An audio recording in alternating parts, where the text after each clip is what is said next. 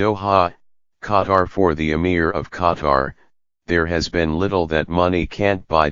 As a teenager he dreamed of becoming the Boris Becker of the Arab world, so his parents flew the German tennis star to Qatar to give their son lessons.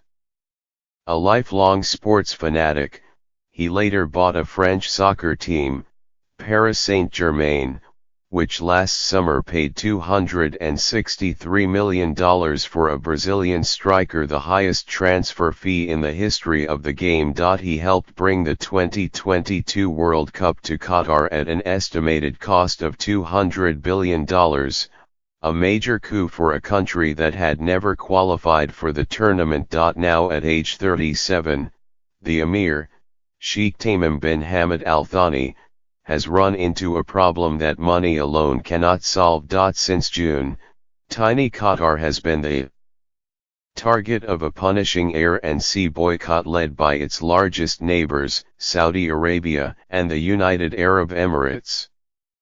Overnight, airplanes and cargo ships bound for Qatar were forced to change course, diplomatic ties were severed, and Qatar's only land border, a 40-mile stretch of desert with Saudi Arabia, slammed shut. Not even animals were spared.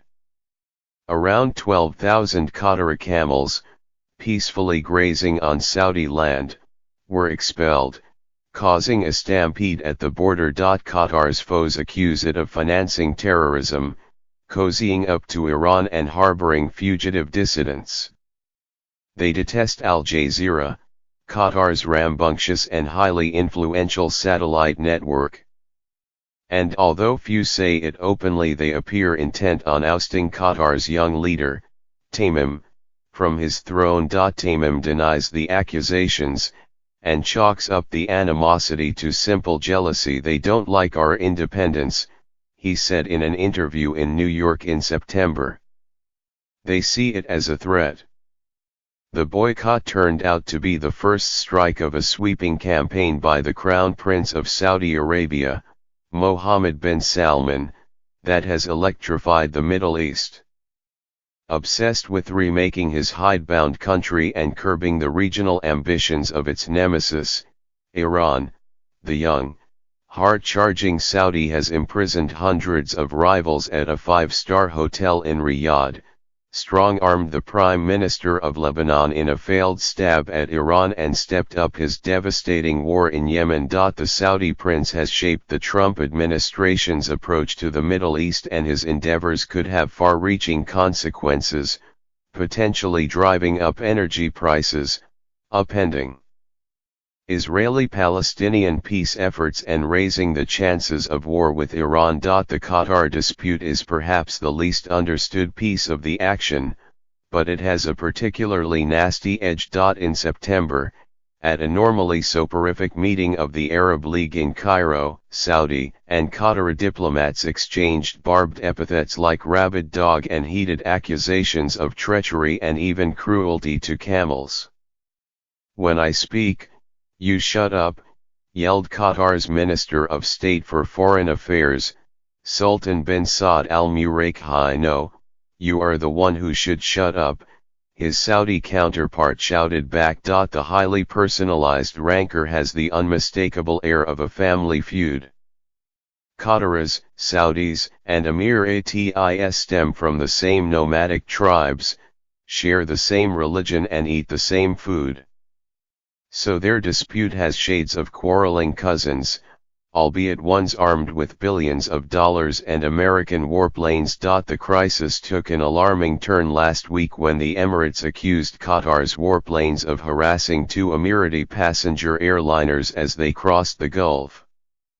"Untrue," said Qatar, which fired back with its own accusation that Emirati warplanes had already breached its airspace twice. That the other Gulf countries even care about Qatar enough to despise it is a relatively new development. For much of the 20th century, the country was a barren Persian Gulf backwater where pirates once lurked. Its people were desperately poor, typically diving for pearls in the summer and herding camels in the winter. For decades they lagged far behind their Saudi neighbors, who were in the midst of a heady oil boom. The ruling Al Thani family was riven by vicious internecine squabbles and periodic coups. Then, in 1971, Qatar struck gas. The discovery of the world's largest gas field was initially a source of bitter disappointment. People hoped for oil, said Ahmed bin Hamad Al Attiyah, a former energy minister. But by the 1990s, new technology allowed gas to be liquefied and exported in tanker ships. The Emir, Tamim's father, Sheikh Hamad bin Khalifa Al Thani, took a huge gamble. Ignoring naysayers, he poured $20 billion into a sprawling liquefaction plant at Ras Laffan, on Qatar's north coast, with help from the energy giant ExxonMobil. The company was then headed by Rex W. Tillerson, who is now Secretary of State. The bet paid off spectacularly. Gas boomed, and by 2010 Qatar accounted for 30% of the global market. Since then, Qatar's citizens, today numbering 300,000, have become very rich, very fast. Their average income of $125,000 is the highest in the world, over twice that of the United States or Saudi Arabia. The state cocoons them with free land, cushy jobs, and American universities. Gleaming supercars and limousines cruise along Doha's palm-lined Corniche. Poor Qataris are hard to find. The metamorphosis was equally dramatic for the Thanis. Once the lords of a desolate peninsula of sand dunes and salt flats, they have become strutting sophisticates on the global stage, style icons who are celebrated in Vanity Fair and Vogue, art titans who splurge hundreds of millions on a Cezanne or a Gauguin, and media moguls who built Al Jazeera, the groundbreaking television network that helped fan the Arab Spring in 2011. In June, Qatar's national colors lit up the Empire State Building, in which it owns a stake, a mark of its punchy ambition. But Qatar's swagger is deeply contentious among its neighbors. In their reach for global influence, the Thanis have pursued ambidextrous, sometimes contradictory policies preaching the virtues of peace, education, and women's rights while bankrolling Islamist extremists in Syria and hosting the biggest United States military base in the Middle East. To Saudi Arabia and the Emirates and Bahrain and Egypt, who have joined them in the boycott. Qatar is a nation of vexatious meddlers, intoxicated by its own wealth, that needs to be cut down to size. 3. Dueling, headstrong royals are at the center of the dispute. Saudi Arabia's Prince Mohammed, 32, is leading a campaign to overhaul and energize his stultified society, including with outlandish proposals such as a $500 billion city on the Red Sea run by robots. He has a staunch ally in Sheikh Mohammed bin Zayed Al Nahyan, 56, the hawkish crown prince of the Emirates, who has built a formidable military and shares his Saudi counterpart's deep hostility toward Iran. Both princes are arrayed against Tamim, the Emir of Qatar. A towering man with a diplomatic mien, Tamim is in many respects a classic Gulf potentate, educated like his father at the Royal Military Academy Sandhurst in England. He has 3 wives and 10 children, and lives in several luxurious palaces in Doha, a futuristic city of glass towers and curling highways. His rise to power in 2013, at the age of 33, offered a stark contrast with the gerontocracy of Saudi Arabia, where rulers clung to their thrones till reaching their deathbeds.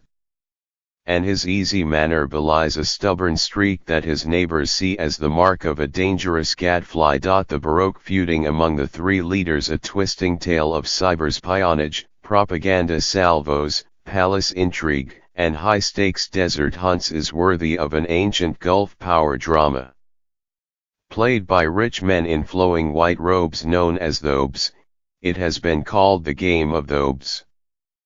But it also represents a profound moment of reckoning for the glimmering city-states of the Gulf. Having largely avoided the turmoil of the Arab Spring in 2011, they find themselves hurtling toward an uncertain new economic and political order. At the center of the tumult is Qatar, the Lilliputian contender that for years punched above its weight and is now thrust into the fight of its life. In downtown Doha, behind the imposing palace where the emir holds court twice a week, lies a discreet new museum that tells an ugly story with bracing honesty. Through a series of polished exhibits, the museum, the Benjelmoud House, delves into Qatar's ignominious history of slavery, which was not abolished here until 1952. An evocative video recreates the suffering of the African slaves shipped from Zanzibar to dive for pearls, the mainstay of Qatar's economy until the mid-20th century. A price list outlines the trade's heartless calculations: 1,200 rupees, then about $550, for a driver in 1926. 1,500 rupees for a cook in 1909. The museum, in its willingness to openly address the sins of the past, mirrors the image the Thanis seek to project for their country: open and enlightened, less dour than arch-conservative Saudi Arabia, more restrained than freewheeling Dubai in the United Arab Emirates. While Saudi women will finally be allowed to drive in June, Qatari women have been driving for decades. In Qatar, there are cinemas, bars, and even female race jockeys. Christians can worship openly. Although Qataris share the puritanical Wahhabi strand of Islam with Saudi Arabia, there are no public beheadings or other spectacles that offend the modern conscience. Tamim lauds his country's democratic values. In 50 years, he recently predicted, Al Jazeera will be seen to have changed the whole idea of free speech in the region. In many respects, it already has. But the openness goes only so far. In 2012, a Qatari poet was sentenced to life in prison for insulting the royal family. Tamim pardoned him in 2016. Al Jazeera's Arabic channel offers blistering coverage of other Arab heads of state but treats Qatar's royals with kid gloves. Since 2016, the authorities have blocked Doha News, a rare online news outlet that provides critical reporting. In 2005, the government stripped 5,000 tribesmen, accused of disloyalty, of their Qatari nationality. Although foreign workers make up 90% of Qatar's 3 million residents, they have paltry rights, and Qatar's World Cup preparations have been marred by a stream of reports by human rights organizations about abuses of migrant workers. A new law announced in October could significantly improve the situation if it is put in place. Even the Slavery Museum is not quite as it seems. To avoid offending Qataris about a delicate aspect of their history, it opened in 2015 without the fanfare usually accorded a royal project. As a result, few Qataris seem to have heard of the museum, and it is often empty. For over a century, Qatar's rulers were plagued by insecurity, usually at the hands of their own relatives. Tamim's grandfather toppled a cousin as emir in 1972, only to be pushed from the throne himself by his son, Hamid, in 1995.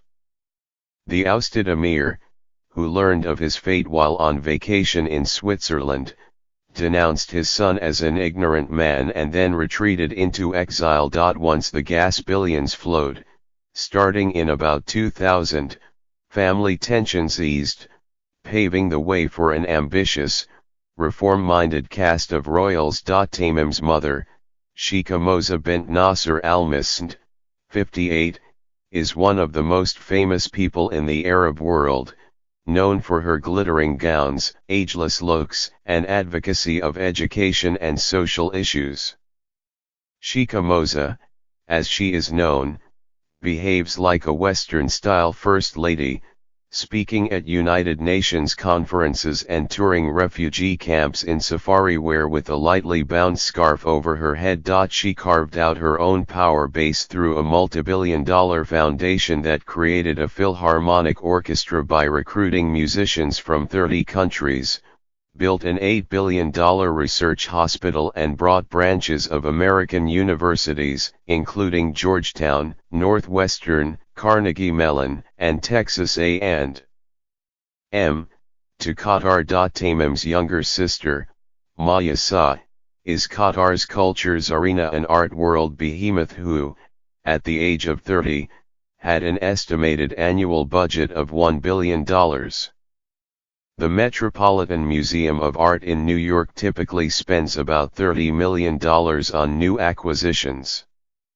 In 2008 she cajoled the architect Im Pei out of retirement to build the acclaimed Museum of Islamic Art in Doha, and later snapped up major works by Gauguin, Francis Bacon, and Damien Hirst.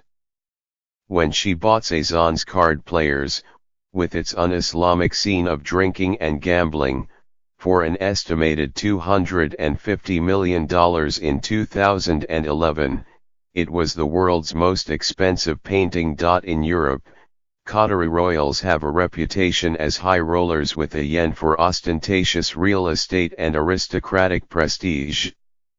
After the 2008 financial crash, they bought Greek islands, French castles, and so many iconic London properties including Harrods department store, a share in Heathrow Airport and the Shard, Western Europe's tallest building. That it periodically induces anxious headlines in the British press about Qatar's owning more of London than the Queen.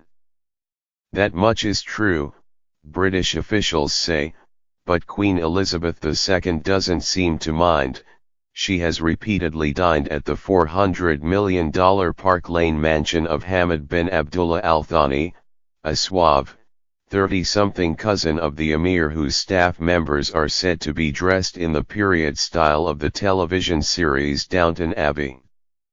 In the Middle East, though, Qatar's rulers have deployed their wealth to assert their independence from their larger neighbors. For decades, Saudi Arabia, which is 186 times as large, treated Qatar as a virtual vassal state.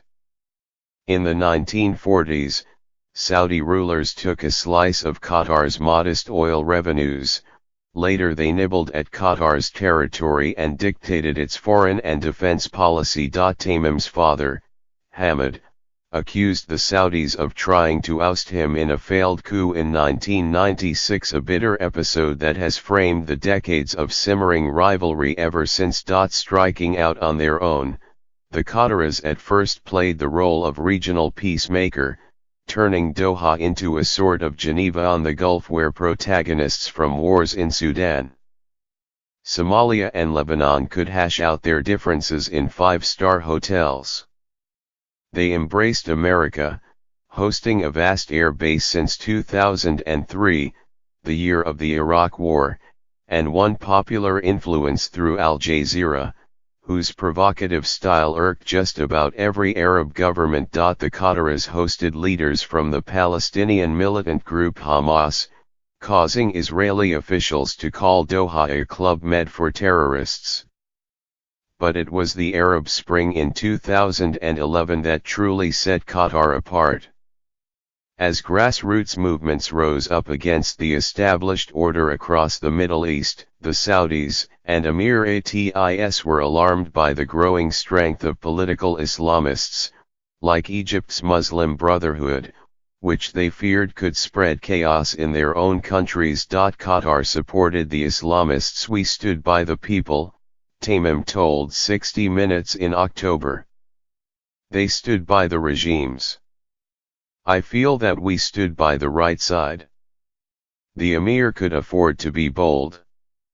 Qatar had vast wealth, a sprawling American air base just a few miles from his palace and no domestic opposition to speak of. There was a feeling they could do anything they wanted, as long as they threw enough money at the problem, said Christian Coates Ulrichson, the author of Qatar and the Arab Spring. Their self-confidence was at a peak. But in Riyadh and Abu Dhabi, frustration was brewing. Fittingly, the alliance between the Crown Prince of Saudi Arabia, Mohammed bin Salman, and his Emirati counterpart, Mohammed bin Zayed, was cemented with a falcon hunt, a cherished right of Gulf royalty that involves elaborate entourages and great expense. A single hunting falcon can cost $250,000. In February 2016, the two princes traveled to the eastern desert of Saudi Arabia on a hunting safari, followed by summer shooting expeditions in France and Wales, trips that bonded the hyperactive 32-year-old Saudi and the older, like-minded Emirati. As well as a modernizing vision for their countries, they share a penchant for Shakespearean drama. After Mohammed bin Salman ousted his rival for the throne in June, royal photographers filmed the prince kissing his rival's hand, then his knee, in a sign of respect. Hours later the man was locked in his palace. Their military alliance has drawn accusations of overreach. In Yemen, where they lead a devastating yet ineffective air war against the Iran-aligned Houthi faction, their forces face accusations of committing war crimes and stoking famine. They are two peas in a pod who see the need for unusual action in unusual times, said David B. Roberts, a Gulf expert at King's College London. They are also united by a desire to put Tamim in his place. Until recently, the royal rivalry was most evident in their global contest for the most expensive and attention-grabbing ventures. In the Emirates, Dubai has the world's tallest building, while Qatar has the 2022 World Cup and a number of American universities. In the art world, a Saudi royal bought Leonardo da Vinci's Salvatore Mundi for $450 million in November, eclipsing Qatar's Cezanne purchase. The Da Vinci painting, reported to have been bought for the Crown Prince, will hang in Abu Dhabi, which recently opened an extension to the Louvre. They flame each other through their media. Al Jazeera gives free rein to Saudi dissidents, while Sheikha Moza is the object of lurid, often misogynistic insults in the Saudi, Emirati and Egyptian media, where she is portrayed as a power-hungry manipulator of weak men. But at its core the rivalry is political. It matters little that Qatar lost its Arab Spring bets. Across the region, Islamist forces bankrolled by Doha are vanquished or in retreat. Still, Qatar's neighbors view it with near-pathological suspicion. That mistrust burst into the open in 2014 when Saudi Arabia and the Emirates withdrew their ambassadors from Doha, setting off a diplomatic crisis that ended 9 months later with a smooth reassurance from Tamim that he would meet their concerns. Then last year, without warning, those tensions spiked again. The crisis that set off the Gulf's biggest confrontation in decades started with a series of random, seemingly unrelated events. And in vintage 2017 fashion, they involved fake news and the new American president, Donald J. Trump. In March, a sulfurous dispute erupted over the fate of Alaa al-Sadiq, an Emirati dissident who has been living in Doha since 2013. After she published an article on Al Jazeera's website about women's rights in the Gulf, the Emiratis, who had cancelled her passport, renewed long-standing demands that Tamim send her home. The emir refused, telling one Western ambassador that he feared she could be tortured or killed. Emirati fury grew. A second instance involved a huge ransom payment. In April, a private Qatari jet carrying $300 million landed in Iraq to free a party of 26 Qatari Falcon hunters, including 9 royals, who had been kidnapped by a pro-Iranian militia. Although who ultimately benefited remains shrouded in mystery, Tamim's critics pointed to the episode as proof of his willingness to recklessly indulge extremists. It also offered a powerful talking point with the new American president. Even before Mr. Trump landed in Saudi Arabia in May, on the first foreign trip of his presidency, he appeared to be firmly in the Saudi camp. For months, the Saudi and Emirati leadership had cultivated a close relationship with Jared Kushner, the president's advisor and son-in-law. Mr. Kushner, a foreign policy neophyte, absorbed the prince's views on the region, including their hostility to Qatar, a senior State Department official said, describing the relationships as very close. In Riyadh, Mr. Trump signaled his burgeoning relationship by posing alongside 81-year-old King Salman with their hands on a glowing orb, an image that was meant to project solidarity but which gave them the appearance of movie villains and inspired a rash of internet memes. Mr. Trump also met with Tamim, and the Qatari leader thought it went well. But 2 days later, back in Doha, the emir was shaken from his sleep with disturbing news.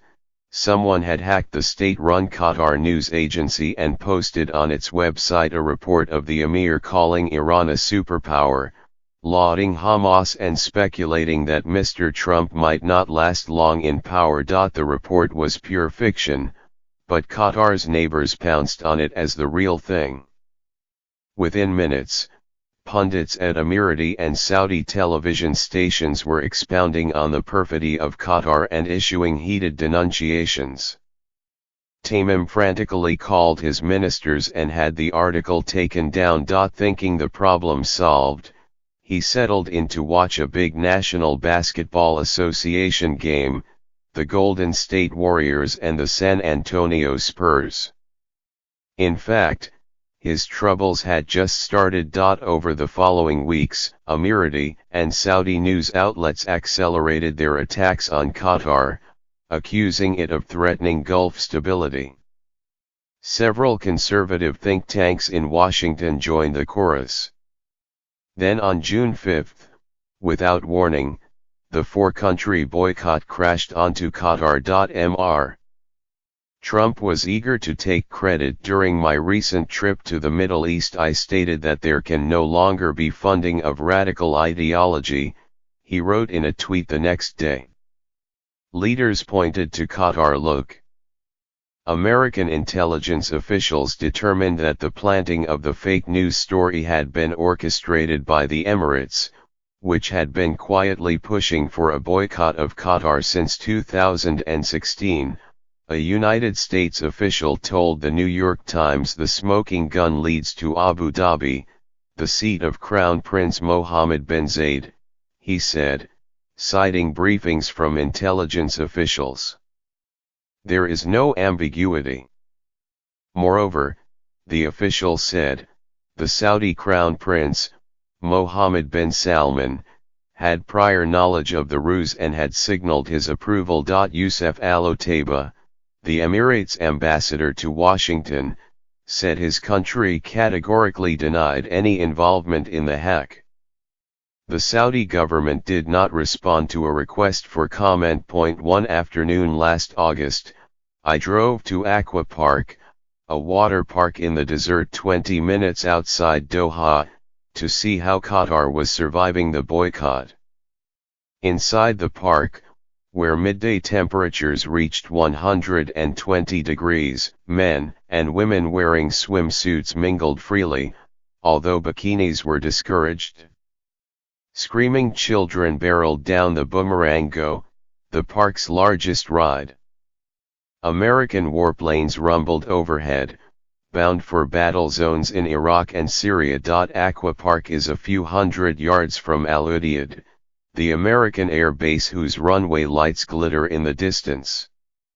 The base, with 10,000 American service personnel, has been Qatar's strategic jewel for over a decade, one major reason it could defy its neighbors.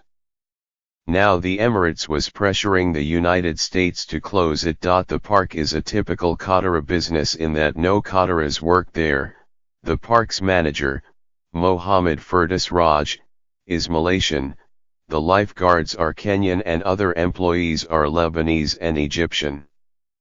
Before the boycott, 1/4 of its business came from Saudi tourists, who made the 25-minute drive from the border. But now the desert highway was half empty, as were many hotels in Doha. We'd like them to come back, Mr. Raj said of the Saudis. But the park's owner, a former Qatari government minister, had allowed him to discount ticket prices, so business was about the same. It's a pity about the Saudis, he said with a shrug. Either way, we will manage. The boycott has inflicted some pain on Qatar. With its only land border closed, its ships blocked from passing through Emirati ports and its planes restricted from flying over neighboring airspace, import costs have soared. The stock exchange lost 1/5 of its value last year. Foreign workers, unable to party in Dubai on weekends, grumble about the claustrophobia of buttoned-up Doha. And the travel bans have torn apart families, whose relatives have straddled borders for centuries. But for the most part, daily life in Doha is largely unchanged. Pricey wine flows in 5-star hotels, work continues on a new metro system, and a striking national museum, shaped as a series of giant intersecting discs, is set to become the city's latest architectural marvel. On weekends, young Qatari men go dune-bashing, riding tricked-out 4-wheel drive vehicles at high speed along mountainous dunes, sometimes flipping over. Qatar's central bank says it has a $340 billion war chest to help weather the crisis. And the boycott has backfired in some respects. The trade restrictions have forced Qatar into deeper economic ties with Iran, while Tamim has become the object of a fervent personality cult. The emir's image adorns billboards draped off skyscrapers, and he is lionized in saccharine songs hailing his steely leadership. He's the embodiment of the philosopher king, said Dana Al-Fardin, one such balladeer. His ministers, making a virtue of necessity, are developing new trade and transportation links. To make up for lost Saudi milk, they created a new dairy industry from scratch in the desert. In a surreal tableau one day in July, German cows toddled down the ramp of a Qatar Airways Airbus at the Doha airport, the first arrivals of around 4,000 cattle flown in from Europe, Australia, and California. A strident nationalism has displaced the old talk of brotherly ties between the countries. Qatari pilgrims claimed they had been prevented from traveling to Mecca in Saudi Arabia, and showing sympathy for Qatar has become a criminal offense in Bahrain, Saudi Arabia, and the Emirates. Any hopes that the Trump administration could end the crisis were scuppered by its chaotic policy. Mediation efforts by Mr. Tillerson, who had decades of experience in Qatar as an energy executive, were repeatedly undercut by Mr. Trump, who at a Washington fundraiser mocked the way that Qatar is pronounced. Although Mr. Trump has since stopped his attacks on Qatar, presenting himself as a mediator, some senior advisors continue the fight. Breitbart News Network, which until recently was run by Mr. Trump's one-time ideological firebomber Stephen K. Bannon, has published dozens of articles attacking Qatar as a rogue ally. Is Qatar soft on terrorism? Some of the charges are red herrings, American officials say. Tamim cut funding to most extremist militias in Syria and Islamist groups in Libya in 2015, at the urging of the Obama administration. His cordial ties with Iran are a matter of necessity because the two countries share the giant gas field that is the source of Qatar's wealth.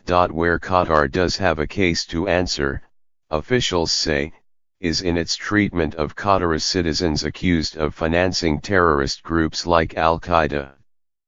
Trials of accused financiers, when they take place, occur in secret, making it hard to know what punishment, if any, is imposed. Abd al-Rahman al-Nuami, a former university professor and financier who has been designated a terrorist by the United Nations and the United States, was tried secretly in 2015 and acquitted. He now lives openly in Doha, albeit with restrictions on his banking and ability to travel, said a former United States Treasury official who was briefed on the case. A senior Qatari official said that prosecutors were preparing to try him again. But similar charges can be laid at the feet of Qatar's foes. The Saudis have long been accused of exporting radical Islam across the world through hardline madrasas. Iran's biggest trading partner in the region is not Qatar but Dubai. Human rights abuses and press freedom restrictions are far harsher in the Emirates. For Qatar's supporters, the hypocrisy reveals what they say is the boycott's true goal: to cut down or take out Qatar's youthful emir, the royal who refuses to go along to get along. For Tamim, the ultimate aim of his neighbors is to oust him from power. In the interview with The Times, he cited as precedent the 1996 Saudi-sponsored coup attempt against his father. "This was always the warning at the back of our heads," he said. His fears may be justified. In the early days of the boycott, two American officials said, Saudi and Emirati leaders mulled possible military action against Qatar. The precise details were unclear, but the talk was deemed serious enough for Mr. Tillerson to personally warn the Saudi and Emirati leaders against precipitous action. Mr. Trump later repeated that advice in a call to Saudi leaders. Youssef Al-Otaiba, the Emirati ambassador to Washington, denied in an interview that there was ever a military plan. "We never contemplated it," he said. But even the suggestion of military action highlighted how the old rules have been shattered in the Gulf. The Six-Nation Gulf Cooperation Council, the regional body that is supposed to resolve such disputes, has been invisible during the crisis. Instead, the Saudis have promoted a string of exiled Qatari businessmen as potential political rivals to Tamim. The Qataris appear to have returned fire on the hacking front. For months, American news media outlets have received stolen emails intended to embarrass Mr. Otaiba, the Emirati ambassador. The emails appear to come from Russia, but Saudi media reports say Qatar was behind them. Qatar denied any involvement in the hacking. Qatar, as a matter of policy and principle, does not engage in cybercrimes or traffic in fake news, the government said in a statement to The Times on Sunday. Nothing suggests that the dispute will be resolved anytime soon. Although the Saudis and Emiratis may have overestimated the boycott's ability to pressure Qatar, they may feel they have little to lose by continuing it. "I think they are content to bleed Qatar," said Mr. Roberts, the analyst. "There's an indignant anger at what they see as a rich, cocooned, perfidious little state that is finally feeling the consequences of its actions." But as the dispute moved to the skies last week, with accusations of Qatari warplanes buzzing Emirati commercial jets, it highlighted how easily the crisis could escalate. Both sides are bolstering their militaries. Since June, Tamim has ordered 36 F-15 warplanes from the United States, 24 Typhoon jets from Britain and 24 Rafale fighter jets from France, a seven-fold increase for an air force that currently has just 12 aircraft. In December, his foes announced a new Saudi Emirati military and economic alliance that further sidelines the Gulf Cooperation Council, which includes Qatar. Days later, Tamim hosted a lavish banquet for President Emmanuel Macron of France at Idem, a French restaurant on the top floor of the Museum of Islamic Art that offers a shimmering panorama over the Doha skyline. Over a sumptuous meal prepared by the celebrity chef Alain Ducasse, the two leaders toasted the deals they had signed that morning. The Emir had ordered another 12 French fighter jets.